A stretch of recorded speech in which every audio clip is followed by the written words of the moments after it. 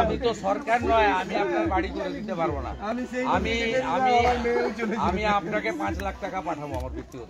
ভাঙা বাড়িটাতে বলেছে আমার বাড়ির রোজগার আছে, আমি পাঠাবো, ব্যক্তিগত সাহায্য করবো। এরা আত্মীয় আমার, মেদিনীপুরের লোক সবাই আমার আত্মীয়। কিন্তু সরকারের যে কাজ, সে কাজ সরকার করছে না। আমি আসার আগে পুলিশ এখানে এসে এইসব জিনিস করতে থাকলে করে দেখুন। ঝাড়খণ্ড সীমানা সিল করা হয়েছে দাদা। না করুন, সিলটিল লিখিত নেই, ব্যবস্থা নিচ্ছি আমরা।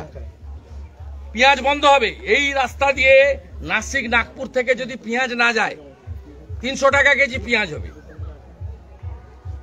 এই রাস্তা দিয়ে আসে নাসিক নাগপুরে ছত্তিশগড় হয়ে আপনার ঝাড়খণ্ডের উপর চিচিড়া দিয়ে এই দিক দিয়ে গোটা, শুধু এইখানে নয়, ভুটান নেপাল পর্যন্ত এইটা হচ্ছে রুট নর্থ ইস্টার্ন। আর ডিবিসির সঙ্গে সম্পর্ক ছিন্ন করুন না, 8টা জেলাতে বিদ্যুৎ বন্ধ হয়ে যাবে।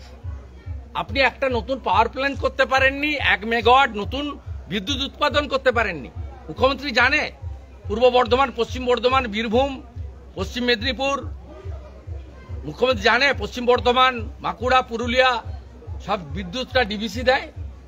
খোঁজ খবর রাখেন, পড়াশোনা করেছেন। বর্ডার সিলের বিরুদ্ধে কি আপনারা লিগ্যাল অ্যাকশন কিছু নেবেন? যে বর্ডার সিল করার কথা বলেছেন ইললিগ্যাল, আপনারা কি লিগ্যাল? আমাদের কুলটির এমএলএ ওখানে অলরেডি স্টার্ট করেছে অ্যাজিটেশন।